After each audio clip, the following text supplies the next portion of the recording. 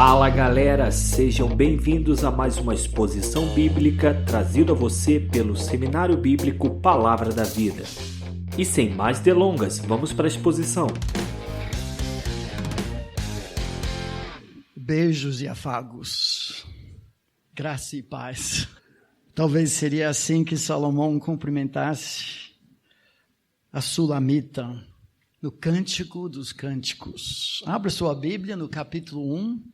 Temos uma verdadeira maratona hoje, que queremos chegar até capítulo 2, versículo 7. Vivemos num mundo de valores invertidos, em que o mundo virou de ponta cabeça em termos dos valores divinos com que Deus criou o nosso universo. Tudo mudou em Gênesis capítulo 3. E hoje confusão e caos reinam em todas as áreas da nossa vida, mas talvez de forma especial na área dos relacionamentos. Deus criou homem e mulher em Gênesis capítulo 1 para espelhar e espalhar a glória da sua imagem trinitariana. Criou o casamento para ser maior metáfora, reflexo, espelho do relacionamento puro, santo, cristalino que existe entre Jesus, o noivo, e sua amada igreja, a noiva. A Bíblia começa e termina com essa analogia e tem bem no centro do nosso cânon bíblico um livro poético que descreve esse amor, romance e sexualidade de uma forma poética linda. São dessas águas que Deus quer que nós bebamos.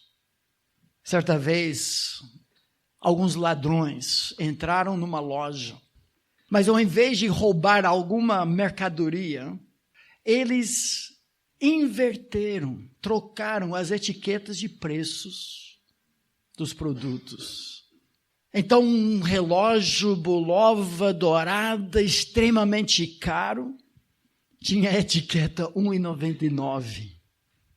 E algumas bugigangas com preço de R$ 2.000. Imaginem a confusão dos fregueses quando entraram naquela loja e principalmente o dono, quando descobriu aquela confusão de valores invertidos. Mas quando que tratam dos relacionamentos íntimos entre homens e mulheres hoje, nós encontramos um barateamento daquilo que Deus criou com preço incalculável, em que o santo é pisado, sujado, atropelado. A revista Veja, alguns meses atrás, com essa capa, primeiro para chamar a atenção, coloca sexo na capa de qualquer revista, já vai vender o dobro das outras edições. Mas essa edição foi muito interessante. Sexo, na revolução de costumes da geração Z, elas e eles se dizem neutros, e a sexualidade é fluida, e você não tem nada com isso. Uma pesquisa recente de centenas de jovens brasileiros mostrou que 76% não estão nem aí com a escolha sexual dos seus amigos, a orientação sexual. Uma pesquisa de 400 jovens em Porto Alegre, de 13 a 19 anos, mostrou que não menos de 20% daqueles adolescentes já tiveram relações sexuais com ambos os sexos. 20%. Águas sujas, turvas. E o mundo bebendo como nunca. Água salgada, poluída, tóxica, e cada vez mais sedento por mais, e morre desidratado sexualmente. Que contraste com o versículo-chave. Na boca da Sulamita, que é protagonista do livro de Cântico dos Cânticos, ela, talvez de costume, fala 2 vezes mais que o homem no livro. Nada contra as queridas irmãs, há exceções, mas em termos de quantidade de fala. Agora, quando ele fala, presta atenção, porque é muito interessante. Mas ela tem o privilégio de anunciar o tema do livro. Olha na sua Bíblia, talvez para destacar, sublinhar, também projetado aqui. E leia comigo o versículo-chave do livro, 8:7, todos juntos. As muitas águas não podem apagar o amor, nem os rios afogá-lo. Se alguém oferecesse todos os bens de sua casa pelo amor, seria totalmente desprezado. Pelo que sabemos da vida de Salomão, é muito apropriado que ela dita essas palavras. Alguns acham, muitos, eu inclusive, que a história de amor desse livro foi o primeiro amor do príncipe. Que alguma coisa aconteceu depois, talvez o falecimento, a especulação da Sulamita, cujo nome no hebraico talvez seja mais um título, Shelomo e Shulamit. O nome dela é o par do nome dele. O complemento perfeito, feminino, de duas palavras que vêm da palavra shalom, tranquilidade, paz. Mas ela dita essas palavras no contexto também em que Salomão depois tentará comprar o amor e passará a vida toda com 1000 mulheres, insatisfeito. A estrutura do livro, como nós vimos ontem, é de um álbum de fotos, talvez dentro do seu Facebook, mas a história de vida não é um filme. Então nós vamos ter que preencher as entrelinhas para entender o que acontece nos intervalos. É uma história, ou seja, um cântico lírico. É poético através do paralelismo que vai nos ajudar também a entender a história. E o livro, na sua interpretação, não é alegórico, raspando pedras e rosas de Saron para achar Jesus, mas sim um valor emprestado. Esse livro tem importância falando de amor, sexo e romance, porque o casamento é a maior metáfora que Deus usa para descrever o seu amor, a sua paixão pela igreja e por si mesmo nos relacionamentos intratrinitarianos. É por isso que nós temos o livro de Cantares, não para forçar tipos ou alegorias, mas analogias e lições preciosas para nós. Essas lições são 3 do livro todo. Em primeiro lugar, o amor é paciente, espera a hora certa, não come apressado, não corre na frente. Tempo é o maior aliado em relacionamentos verdadeiros. Ser solteiro é bênção, enquanto uma bênção for, como diria nosso amigo Jairo Moreira. Em segundo lugar, a pureza do amor. O amor se purifica, guarda e espera para oferecer o maior presente no dia H. Pureza é o maior presente que o amor pode oferecer, não somente antes, mas depois do casamento. E perseverança, a última parte do livro que trataremos na semana que vem. O amor não desiste. Perseverança é a maior prova do amor verdadeiro. Tempo é maior aliado, pureza é maior presente e perseverança a maior prova. E cada uma dessas declarações acompanha uma frase-chave do livro, ou seja, refrãos no cântico. Em primeiro lugar, a paciência do amor, nós temos 3 vezes o refrão que diz: não acordeis nem desperteis ou provoqueis o amor, até que ele o queira, na hora certa, no momento certo, com a pessoa certa. O refrão da pureza também repetido 3 vezes no livro: o meu amado é meu, e eu sou do meu amado. Só que tem uma transição fantástica que nós vamos trabalhar. Um amadurecimento do amor, porque essa frase muda sutilmente nas 3 vezes, mostrando o amadurecimento de um amor ao longo dos anos, que podemos chamar de refrão de perseverança o versículo-chave final do livro. As muitas águas não poderiam apagar o amor. Então, resumindo, talvez de forma simplista até, mas para nós gravarmos, a grande ideia desse livro como um todo, o amor verdadeiro é um para o outro e ambos para Deus. O que Carlos Oswaldo chamava não um triângulo amoroso, mas um cone amoroso. Quanto mais próximos dois se aproximam de Deus, mais próximos nós ficamos um do outro. E é aqui que nós encontramos Cristo em Cantares, não através de rosas de Saron, muito menos de estandartes de amor. Jesus está nesse livro através do outrocentrismo, que é o amor verdadeiro. Aquele que não veio para ser servido, mas para o quê? Servir e dar. Jesus se vê no casamento cristão quando somos cada vez menos eu e mais você.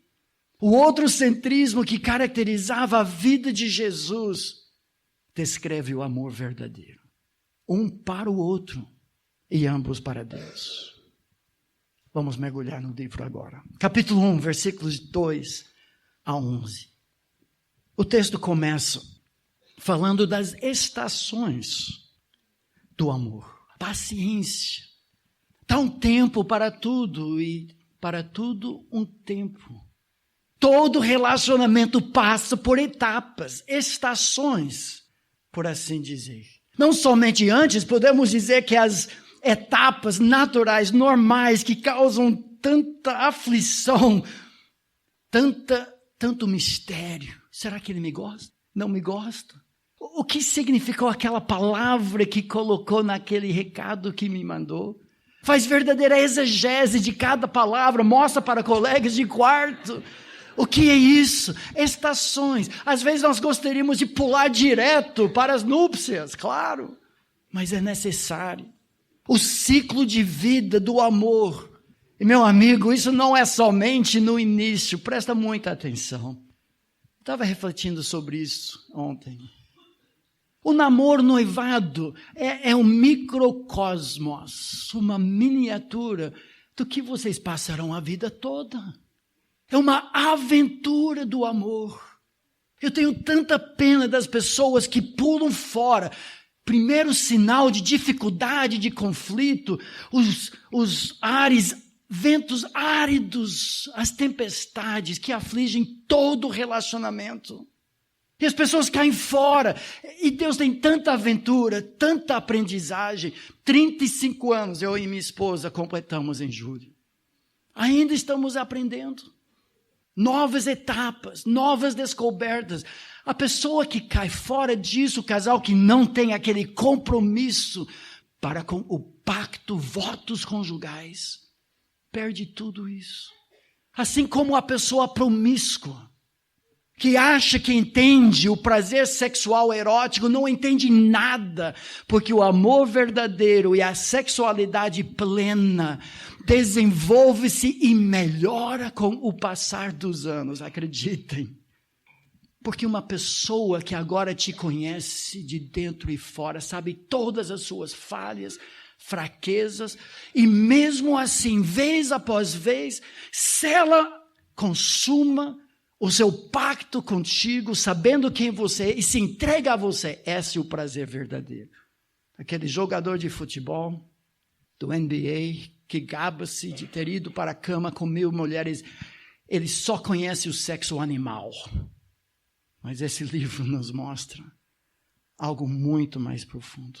Versículos 2 a 4, a primeira fase, a atração, através da aparência e do caráter. Notem que o livro sempre vai tratar a importância assim, de atração física, química, isso é normal e é de Deus. Mas sempre entrelaçado no DNA do amor, o caráter digno. Não se trata de um casal que quer ficar. Não é nem um namoro. Esse casal, naquela cultura, está bem adiantado no relacionamento e diz, beija-me com os beijos da tua boca, porque melhor é o teu vinho o teu amor, a palavra literalmente seus afagos, suas carícias, do que o vinho. Ela quer a consumação da relação. E o livro começa assim. O dia da noiva está se aproximando, mas ela quer que chegue já. Por isso, no versículo 3, suave é o aroma dos teus ungüentos. Eu gosto demais do perfume dele. Só que como unguento derramado é o teu nome. Ele é atraente, como veremos, e ela bastante. Mas a fragrância do caráter é o que permanece. O nome representa os atributos, o que a pessoa é. Mas agora entra uma nota de dissonância nessa melodia de amor. Por isso as donzelas te amam. Opa, tem outras pessoas no pedaço. Tem uma certa concorrência, e nós veremos isso daqui a pouco. Então ela expressa o desejo, ela quer apressar a coisa. E o texto está falando, espera, calma menina. Leva-me após ti, apressemo-nos. O rei me introduziu nas suas recâmaras. Plural, interessante. Os lugares mais íntimos, mas parece que essa camponesa, que vem do norte, como aprenderemos mais tarde no livro do Líbano, que é repetido muitas vezes, terra natal dela, no norte de Israel, de alguma forma agora está no palácio, na corte, cercada pelas donzelas branquelas, finas, damas do palácio. E ela só quer segurança. A atração física, mas também do caráter. Gosto muito de Provérbios 11, 22, que trata do equilíbrio quando diz, como o anel de ouro em focinhos de porco, assim é a mulher bonita, mas indiscreta. Como precisamos valorizar não somente a aparência externa, mas também a fragrância do caráter. Mas logo em seguida, agora, já com essa nota de dissonância, na segunda parte do versículo 4, a pessoa muda da primeira singular para a primeira plural. Quem é que está falando? Nós não sabemos, só temos dicas, mas representa nesses ciclos de amor interferência. Essas pessoas dizem assim, em ti, pronome segunda pessoa singular masculino, diferente de algumas Bíblias que acham que essas vozes estão falando para a sulamita, é errado. Em ti, masculino, Salomão, nos regozijaremos e nos alegraremos do teu amor, mesma palavra que ela usou no versículo 2, das tuas carícias nos lembraremos. Opa, o que está acontecendo aqui? Mais do que do vinho, a mesma coisa que ela falou. Não é sem razão que te amam. Nós temos interferência aqui, porque as damas branquelas do palácio parece que já conhecem esse príncipe. E ela a estranha no ninho, cercada por elas, concorrentes. Projetando mais adiante, todo relacionamento também passa por isso. A interferência de terceiros. Para os casados, pais soberanos, filhos que não cortam o cordão umbilical de dependência, não se namoram, não se noiva, quem não tem condições de casar e viver uma vida independente da influência dos pais. Opressão dos sogros. Quantos casais aqui do seminário temos aconselhado? Porque o marido não protege a esposa contra os ataques da própria mãe dele. Problema muito comum. Terceiros invasores hoje, cada vez mais, seja internet, celular, futebol, shopping, tudo que afaste o casal um do outro constitui anátema no relacionamento a dois. Isso precisa ser cultivado logo cedo. Mas o texto continua agora, porque toda essa situação do palácio causa insegurança na vida dela. Olha versículos 5 a 7. Depois dessas palavras meio provocativas, das mulheres, nós entendemos provavelmente as filhas de Jerusalém que aparecerão mais tarde. Ela expressa sua insegurança. Afinal de contas, ela é caipira. Está perdida no meio do palácio. Eu sou morena, literalmente preta, mas formosa. Ela tem charme. Nós aprendemos no final do livro, capítulo 8, que Salomão tinha vinhas lá no norte do país, que ele arrendava aparentemente para os meio-irmãos dela. Parece que o pai já era, não está no pedaço. Os meio-irmãos são os protetores do coração, da pureza, da virgindade dela, mas também mandam ela trabalhar duro no sol escaldante. E ela insegura diante dessa plateia. Eu sou morena, mas formosa, ó filhas de Jerusalém, quase onipresentes no livro, que provavelmente falaram, versículo 4, como as tendas de Quedar, da região dela, lã preta, como as cortinas de Salomão, agora do contexto do palácio que elas entendiam. A insegurança dela, que muitos de nós já passamos nos nossos namoros, noivados. Não olheis para eu ser morena, porque o sol me queimou. Os filhos da minha mãe se indignaram, jogo de palavras, literalmente se queimaram contra mim e me puseram por guarda de vinhas. Mas olha a tristeza. A vinha, porém, que me pertence, não a guardei. Ela não está dizendo que ela não guardou a virgindade, a pureza dela. Ela não se cuidou. Essa é uma moça que chega no meio do palácio e todas as mulheres estão fazendo as unhas e pintando, arrumando o cabelo e fazendo tudo isso. E ela chega camponesa, caipira, linda, bonita, mas com calos nas mãos. Queimada numa época em que ser branquela era o auge do padrão da beleza. Eu sou diferente. Eu não tenho chance. Eu me lembro quando eu encontrei a minha esposa pela primeira vez. Foi no aeroporto JFK, Davi Koch Jr. me mandou junto com outro colega, nós três éramos capitães do time de futebol da universidade, muito amigos. A irmã dele iria pousar no JFK e prosseguir viagem pegando outro avião para Albany para prosseguir para o centro do Império Palavra da Vida, em Nova York, onde o avô dela era o fundador de tudo. Eu pouco conheci. Eu orava muito que o avião dela atrasasse para que eu e meu amigo pudéssemos levá-la, porque eu já estava encantado tendo visto a foto dela no treino de futebol. E conforme as minhas orações, o avião atrasou do Brasil e lá estava eu para receber a princesa descendo do avião. Viajamos 4 horas juntos, muitas piadas, muita história. Ela, uma rosa brasileira, que desceu no meio do inverno americano. Chegamos no império do avô dela. Eu entrei na casa do Jack Wurzel, onde, conforme os americanos, um padrão, hábito de muitos, um livro de visitas em que você assinava seu nome. Eu comecei a folhear aquele livrinho.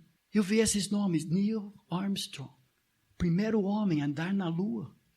Jerry Falwell, fundador da Universidade Liberty, ocupa uma montanha nos Estados Unidos.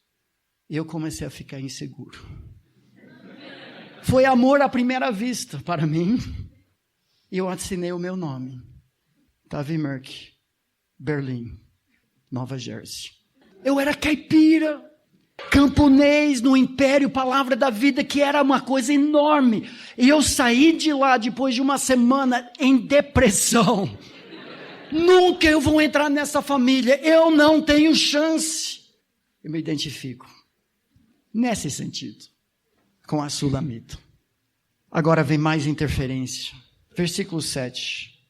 Agora ela fala. Parece que ele se ausentou do palácio, talvez para cuidar dos negócios dele, talvez do papai, nós não sabemos se Davi ainda vive ou não. Provavelmente não. Mas no meio desse contexto de insegurança, ela diz: Dize-me, desculpa, eu não terminei, essa 7 ainda pertence a outra parte. Dize-me, ó amado de minha alma, onde apacentas o teu rebanho? Onde o fazes repousar pelo meio-dia, para que não ande eu vagando junto ao rebanho dos teus companheiros? Ele se ausentou, ela está no palácio só por conta dele, ele não está perto, ela só tem essas outras mulheres olhando meio torto para ela, e ela quer sair daquele lugar. Onde você está? Eu vim para estar contigo, meu bem. Ele está lá vendo os negócios, a ausência complica muito os relacionamentos. E ela não quer como, literalmente, uma mulher velada, prostituta. Meu bem, eu não quero sair à tua procura entre as tendas como aquela mulher que vai visitando o acampamento arraial, o acampamento dos pastores. Não me faça fazer isso. Agora vem a interferência do versículo 8. A discordância sobre quem fala. Mas eu entendo que são as filhas de Jerusalém. Outras Bíblias sugerem que é o próprio Salomão, mas eu vou explicar por que eu não concordo. É a segunda vez que elas provocam e dizem, se tu não sabes, ó mais formosa entre as mulheres. Sarcasmo. 2 outras vezes essa frase, mais formosa entre as mulheres, se usa em cantares, e as outras 2 vezes são as filhas de Jerusalém que falam. Não parece ser ele sendo sarcástico, mas elas. Sai-te pelas pisadas dos rebanhos, apacenta os teus cabritos junto às tendas dos pastores, ou seja, provocam, faz isso mesmo, você é deles, você é camponesa, vai andando como mulher meio disposta entre, exatamente o que ela não quis fazer, ela queria que ele assumisse a liderança do relacionamento, ela não queria correr atrás dele, e elas provocam, não, faça isso mesmo. Agora vem a parte mais bonita. Eu queria mais longe, mas não teremos tempo. É engraçado a resolução, o investimento que ele faz. Olha o versículo 9. Eu não recomendo que você fale assim para sua querida. Ele diz assim, as éguas dos carros de Faraó te comparo, ó querida minha. Eu tentei isso uma vez com a minha esposa.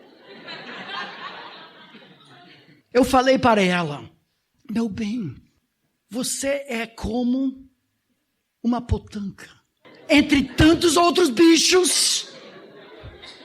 Não deu nada certo. Então eu tentei outra vez, usando o livro de Cântico dos Cânticos, eu falei, teu nariz é como a torre de Eiffel. E também não deu certo. Meu bem, o que eu quis dizer é que teus dentes são como ovelhas nuas e molhadas. São todas expressões do livro de Cântico dos Cânticos. Nós não entendemos, mas precisamos entender o que ele está dizendo. No versículo 7, potanca, como os gaúchos dizem, ou égua, como no norte, de fato, égua é uma expressão legal. Não sei se vocês já ouviram isso. Égua, mas não é isso que ele está falando. Inclusive, a tradução da atualizada não é a melhor. É singular. Há uma égua entre as carruagens de Faraó. És tu, querida minha. Você sabe o que ele está dizendo para ela? Você já pensou, carruagens de Faraó foram dirigidas não por éguas, mas por cavalos. Imagina os estábulos de Faraó com milhares de cavalos doidos, porque lá no meio passa uma única égua. Estão doidos. Ele está dizendo, você deixa todo mundo doido. Você é única, você é singular. Eu só tenho olhos por ti, meu bem. Ele vai falar isso mais 2 vezes no livro. E ela também para ele 2 vezes. Ela era singular para ele. Ele continua, formosas são as tuas faces, entre os teus enfeites, o teu pescoço com os colares. Mais tarde ele vai falar que o pescoço dela se pendura 1000 escudos, era girafa. Não. o pescoço, o nariz são sinais de nobreza, dignidade. O que ela falou dele, do aroma, da fragrância, do caráter, do nome dele, ele fala para ela. Meus amigos, beleza está aos olhos de quem vê. Eles não são tão perfeitos, mas nos olhos de cada um, sim. Ela já se menosprezou, eu sou preta, mas um pouco bonito. Ele não era tão sarado assim, mas cada um só tinha olhos para o outro. Por isso, influencia as pessoas ao redor. Agora, no final, no 11, outro grupo, o mesmo que já falou, entendemos pelo texto, na primeira pessoa plural, enfeites de ouro te faremos, com incrustações de prata. O que é isso? As damas da corte, as filhas de Jerusalém, agora estão observando. Opa, ele só tem olhos por ela, então é bom a gente entrar no time dela. Seu pescoço é muito bonito, mas nós vamos fazer mais bonito ainda. Nós vamos te ajudar. E mais tarde, são elas, justamente elas, que preparam enxoval para ela. Meus amigos do TM, a maneira pela qual você se refere à sua esposa de púlpito vai te poupar de muitas seduções. Quando as pessoas que idolatram o pastor percebem que ele come muito bem em casa, não vão oferecer pipoca na rua. A maneira como você trata a sua esposa, e isso começa logo cedo, não como gavião, playboy, mas fiel e comprometido. O amor é paciente. Espera a hora certa para começar e segue uma progressão natural. Sim, você tem que passar por todas essas etapas, essas fases, e não deve apressar. O casamento não é para todos e não deve ser forçado. Não desperteis, não acordeis essas gazelas sensíveis, tímidas, mas bonitas. Na hora certa, sim, mas não antes. Todos têm que avaliar se Deus quer que os sirvam como solteiros, como Paulo diz. Amor, casamento e sexo não são o objetivo máximo da vida, mas servem um propósito maior. Nós não somos matrimoniólatras. Nós não idolatramos o casamento, que é um reflexo só. E sim, a glória de Deus. O desejo sexual e a paixão fazem parte, sim, de um relacionamento romântico ideal, mas devem ser controlados de forma sábia e paciente. Tempo sempre é o maior aliado em relacionamentos duradouros. As interferências, as inseguranças vão passar, mas o relacionamento continua. O outrocentrismo, que é a vida de Cristo em nós, deve caracterizar o amor verdadeiro. A lição para nós: o amor verdadeiro cresce, apesar de, e às vezes por causa da interferência de terceiros, com paciência e afirmações de amor. Não desperteis, nem acordeis o amor, até que este o queira. Amanhã nós veremos o que acontece quando o amor acorda.